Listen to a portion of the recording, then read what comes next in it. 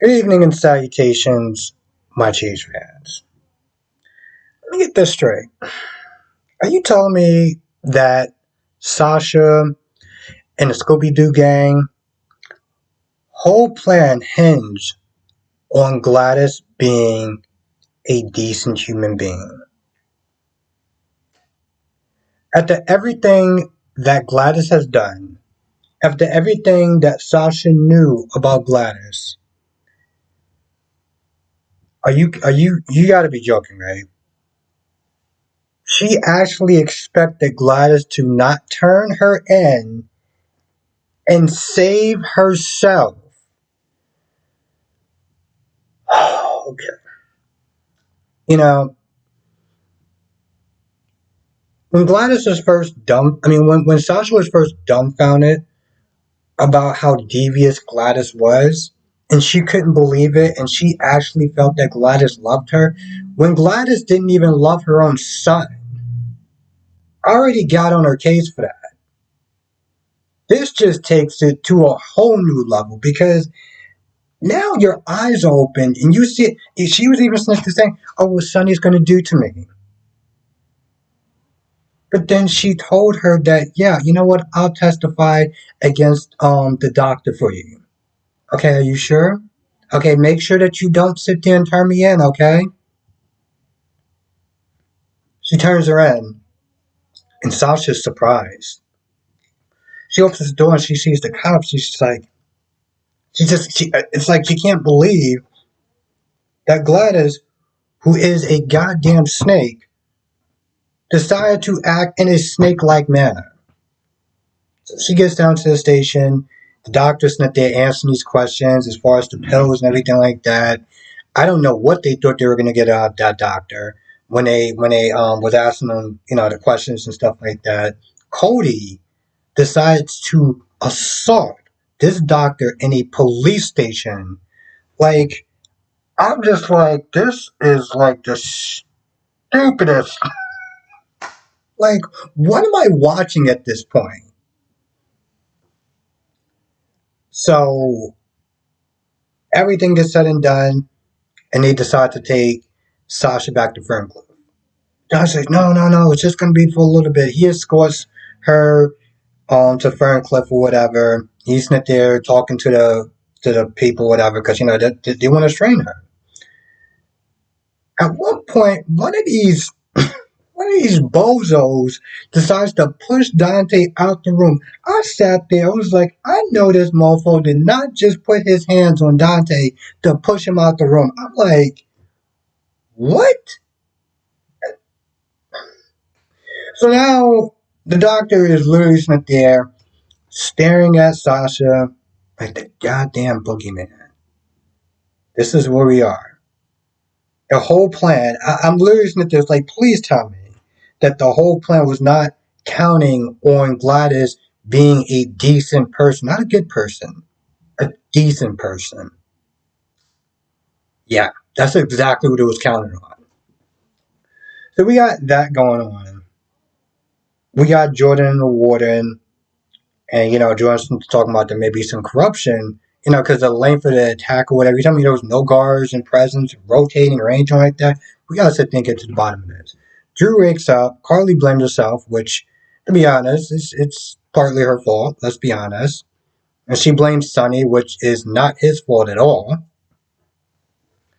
Um, even Drew was like, I don't blame Sonny for this. I chose to do this. I chose to sit there and take the risk and stuff like that. I'm like, all right, yeah, all right, part of his ass whooping was your fault as well. So, a lot of blame going around. Um, the warden even says that, she's looking in, anything that she can do to try to help Drew get out of Penfield because she's like, he doesn't belong there. So they got that going on. Um, Jocelyn was actually pretty decent to Ava. They're talking about Trina, being like a daughter to Ava.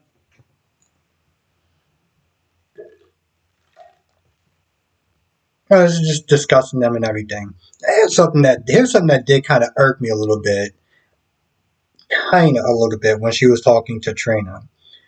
Trina is, she's excited about going to New York. She's talking about all the fancy things that Spencer's did. And, Jocelyn says something like, you can say what you want about Spencer, but he has game. And I was like, he doesn't have game, he has money. There's a difference. And I want to sit there and make that very, very clear. You can have all the money in the world, but it's your intentions. And yes, money does definitely help. Okay, let's not sit there and try to act like it doesn't. But I've seen people sit there and do very simple things on very string-like budgets that have been more romantic than people who done stuff just because they have money. So when she said that, he has game, it's like, no, he doesn't have game. He has money. It's about the intent of what you're doing, not so much about the funds that you have. Um, Other than that, Sabrina fans are going to be happy. I didn't really care one way or the other, but they have their little romance and stuff like that in the city, and they're just happy and everything like that. So that's fine, I guess. Nothing really occurred in those whole scenes other than just it was pretty much fan. It was pretty much just fanfare for a Sabrina fan. So if you're into that, then you're gonna get what you're asking for. I know that they're gonna sit there and do a love scene. That's gonna end up happening. I think that's already been confirmed pretty much. So um, let's see what else happened. Oh, Mason and Cyrus. Okay, it seemed like what Mason was trying to do when he was talking to Cyrus was put a lot of the blame on Betty. Betty might have sat there and switched sides. Sonny's very powerful and he's very, charismatic or whatever. She might have sat there and flipped. Maybe that's why the information, you know, um, didn't really do any good because maybe she outed us. Maybe she betrayed us and everything. And I feel like in some sort of way, by him doing that, he was trying to sit there and save Ava. But Cyrus wasn't hearing that. Cyrus was like, nope, nope.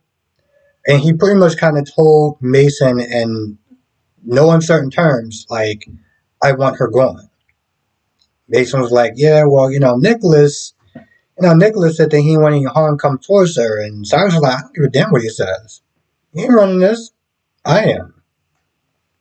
So he's pretty much just like, get it done. You can sit there and see the disappointed look on Mason's face, like he didn't want it to come to that, you know?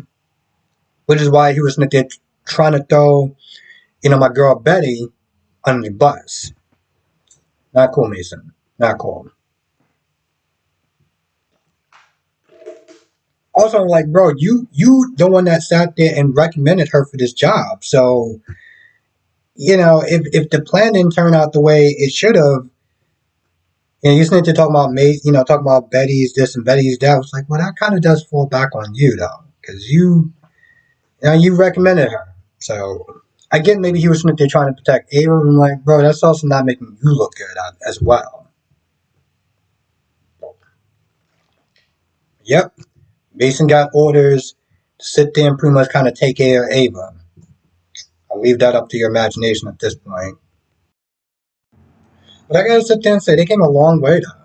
They came a long way, Josh and Ava, because for a while Josh couldn't stand Ava. What good reason? What good reason? But now she's at a point, she's like, hey, listen, we ordered a lot of food. Why don't you sit there and come and stay? I was like, I'm sorry, what? I was like, wait, what? And Ava even sat there and gave Jocelyn some advice as far as dealing with Dex. You know? My whole thing is when I sit there and I look at that relationship, the thing that I find laughable, one of the things I find laughable, and I think that might be the only, well, maybe one or two things I find laughable, but the fact that she doesn't like Sonny, but she has no problem sitting there dating somebody who works for Sonny, who does Sonny's business, who protects Sonny. You talk about Sonny as this, that, and the third, but yet you're sitting there going out with somebody who works in the mob. Like, I actually tell you the truth, that in itself just kind of comes across as hypocritical. Just saying. Anyway, I feel like that's about it. I can't really think of anything else. But with that being said, if I missed anything, you know what to do. Come to the live stream tonight, 8 p.m. Eastern, 5 p.m. Pacific. We'll sit there and talk about all the shows, Y&R Days, B&B, and GH. Um, Also, if you're not a member, definitely hit the join button. There's videos that I do exclusively for members only. There is live streams that I do for members.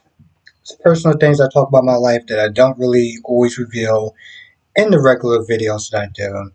And of course, monthly member shoutouts that I do once a month just to thank everyone for supporting the channel and for being members.